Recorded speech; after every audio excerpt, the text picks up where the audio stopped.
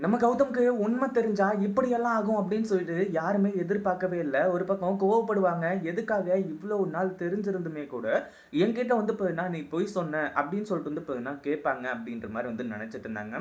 ஆனா கடைசியில அத நெனச்சு நெனச்சு நம்ம கௌதம் வந்து பார்த்தீங்கன்னா, இப்போ உயிருக்கு போராடுற நெலைம வந்து பார்த்தீங்கன்னா ஏற்பட்டது. கௌதம் வந்து பார்த்தீங்கன்னா, இப்படி வந்து மனசொடைஞ்சு போயிருவாரு அப்படின்னு சொல்லிட்டு வந்து பார்த்தீங்கன்னா, இவங்க எதிர்பார்க்கவே இல்ல.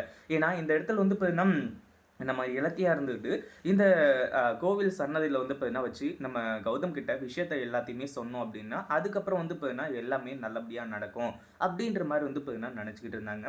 அதுக்கு முன்னாடி என்னவெல்லாம் நடக்குது அப்டின்னு சொல்லிட்டு பார்க்கறதுக்கு முன்னாடி, இப்ப தான் நம்ம சேனலுக்கு ஃபர்ஸ்ட் டைம் வரீங்க அப்டின்னா, கீழ இருக்க சப்ஸ்கிரைப் பட்டன பிரஸ் பண்ணிக்கோங்க. இப்போ நம்ம கௌதம் இருந்துட்டு, இந்த கோவிலுக்கு கூட்டிட்டு வந்ததுக்கான காரணம், அதாவது இலக்கியா இருந்துட்டு வந்து பார்த்தீங்கன்னா, கௌதம வந்து கூட்டிட்டு வந்தாங்க இல்லையா? அதுக்கான காரணம் என்ன? ஏது? அப்டின்ற விஷயம் வந்து பார்த்தீங்கன்னா, இதுவரைக்கும் தெரியாம இருந்துட்டு இருக்கு.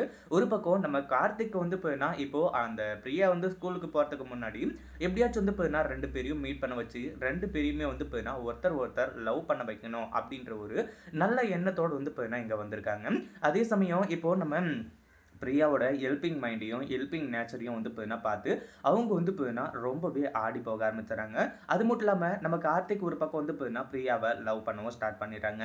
இதுல பிரச்சனை எல்லாம் எதுவுமே இல்ல. இங்க நல்லபடியா சுமூகமா தான் வந்து பார்த்தீங்கன்னா, எல்லாமே இப்ப வந்து போயிட்டுருக்கு. அதே சமயம் இப்போ நம்ம இலக்கியா இருந்துட்டு, ஜானகி கிட்டயும், அதாவது ஜானகியையும், அதே மாதிரி கௌதமியும் வந்து பார்த்தீங்கன்னா, தனியா கூப்ட்டு போயிட்டு, இந்த விஷயத்த பத்தி எல்லாத்தையுமே வந்து பார்த்தீங்கன்னா சொல்லணும் அப்படின்னு சொல்லிட்டு எல்லாத்தையுமே சொல்லணும்னு நெனைக்கிறாங்க. அதாவது நம்ம இலக்கியா இருந்துட்டு ஜானகி கிட்ட, "அத்த என்ன மன்னிச்சிருங்க அத்த. நான் வந்து பார்த்தீங்கன்னா, இப்போ ஒரு உண்மைய சொல்லப் போறேன். அந்த ஒரு உண்மை எவ்ளோ பெரிய அதிர்ச்சியா இருக்கும் அப்படின்னு சொல்லிட்டு வந்து பார்த்தீங்கன்னா, எல்லாருக்குமே நல்லாவே தெரியும்." அப்படி இப்படின்ற மாரி வந்து சொல்லிட்டு, கடைசியில வந்து பார்த்தீங்கன்னா, ரேவதி அத்தையோட விஷயங்கள் எல்லாத்தையுமே நான் சொல்லப் போறேன் அப்படின்ற மாரி வந்து சொல்லிர்றாங்க. ரேவதி அத்தையா என்னையாச்சு? அப்படின்ற மாரி வந்து பார்த்தீங்கன்னா, நம்ம ஜானகி வந்து கேட்குறாங்க. ஏன்னா, அந்த அளவுக்கு வந்து பார்த்தீங்கன்னா, அவங்களுக்கு விஷயம் எதுவுமே தெரியாது. ஒரு பக்கம் நம்ம கௌதம் இருந்துட்டு என்ன இலக்கியா, நீ ரேவதி அம்மாவ பத்தி சொல்லலையா? அவங்களுக்கு வந்து பார்த்தீங்கன்னா, இப்போ பிளட் கேன்சர் அப்படி இப்படின்ற மாரி எல்லா விஷயத்தையும் சொல்றாங்க. அதே மாரி நம்ம ரேவதி அத்தைக்கு வந்து பார்த்தீங்கன்னா, ஒரு கடைசி ஆசை இருக்கு. அந்த ஆசைய நான் கௌதம் கிட்ட சொல்லப் போறேன். அப்படின்னு சொல்லிட்டு வந்து பார்த்தீங்கன்னா சொல்லும்போது, "என்ன இலக்கியா இந்த ஒரு விஷயத்த பத்தி சொல்றதுக்கு நீ இவ்ளோ வந்து பார்த்தீங்கன்னா தயங்கிக்கிட்டு இருக்க?" அப்படின்ற மாரி வந்து கேட்க ஆரம்பிச்சுறாங்க. கடைசியில வந்து பார்த்தீங்கன்னா, இப்போ நம்ம இலக்கியா இருந்துட்டு, "நான் வந்து எல்லா உண்மையுமே சொல்லிடுறேன் அத்த. என்ன மன்னிச்சிருங்க." அப்படின்ற மாரி சொல்லிட்டு, இப்போ ரேவதி அத்தை தான் வந்து பார்த்தீங்கன்னா, உங்களோட உண்மையான அம்மா கௌதம் அப்படின்ற மாரி வந்து சொல்ல ஆரம்பிச்சுறாங்க. அத கேட்ட அந்த நொடியிலிருந்து நம்ம கௌதம் வந்து பார்த்தீங்கன்னா, தன்னோட உயிர் தன்கிட்ட இல்ல. ஏன்னா, இவ்ளோ நாளா தன்னோட அம்மா யாரா இருக்கும் அப்படின்னு சொல்லிட்டு யோசிச்சுட்டு இருந்தாங்க.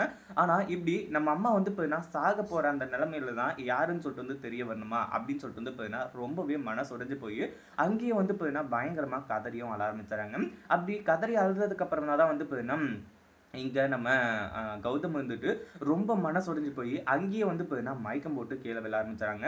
ஏன்னா, இந்த ஒரு விஷயம் வந்து பார்த்தீங்கன்னா, நம்ம கௌதம்க்கு மிகப்பெரிய ஒரு அதிர்ச்சி தான். அந்த ஒரு அதிர்ச்சியில தான் கௌதம் அத ஏத்துக்க முடியாம, இந்த மாரி ஒரு சிச்சுவேஷன்ல இருந்துகிட்டு இருக்காரு. இத பத்தி நீங்க என்ன நெனைக்கிறீங்க? இந்த வீடியோ புடிச்சிருந்தா லைக் பண்ணுங்க, ஷேர் பண்ணுங்க. இப்ப தான் நம்ம சேனலுக்கு ஃபர்ஸ்ட் டைம் வரீங்க அப்டின்னா, சப்ஸ்கிரைப் பண்ணிக்கோங்க.